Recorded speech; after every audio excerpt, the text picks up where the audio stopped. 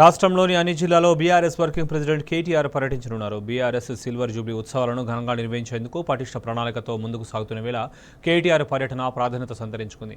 పర్యటనలో భాగంగా అన్ని జిల్లా కేంద్రాల్లో పార్టీ ముఖ్య నాయకులు, కార్యకర్తలతో సన్నాహక సమావేశాలు నిర్వహిస్తారు. ఇప్పటికే పార్టీ అధినేత కేసీఆర్ నేతృత్వంలో ప్రజాప్రతినిధులతో విస్తృత స్థాయి సమావేశం జరిగింది.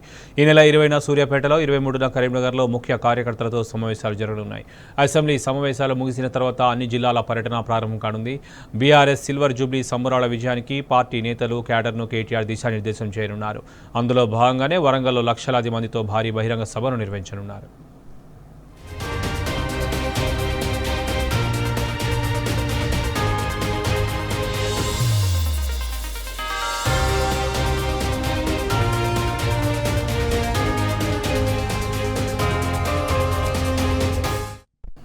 బీఆర్ఎస్ సిల్వర్ జూబ్లీ కార్యక్రమాల్లో భాగంగా సంబరాలతో పాటు అనేక ప్రత్యేక కార్యక్రమాలను నిర్వహించనున్నారు. మరోవైపు పార్టీని మరింత బలోపేతం చేసే దిశగా కార్యాచరణ రూపొందించారు.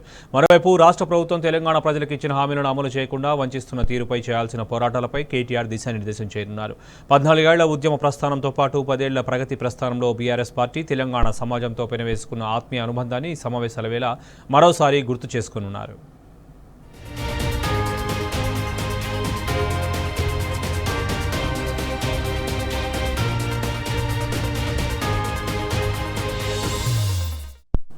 బీఆర్ఎస్ పార్టీ ఎన్ని ఒడిదుడుకులు ఎదురైనా గులాబీ జెండాను గుండెల్లో పెట్టుకుని నిలబడ్డ పార్టీ శ్రేణులు, నేతలకు రాబోయే రోజుల్లో ఉజ్వల భవిష్యత్తు ఉంటుందన్న విషయాన్ని కేటీఆర్ తెలియజేయనున్నారు.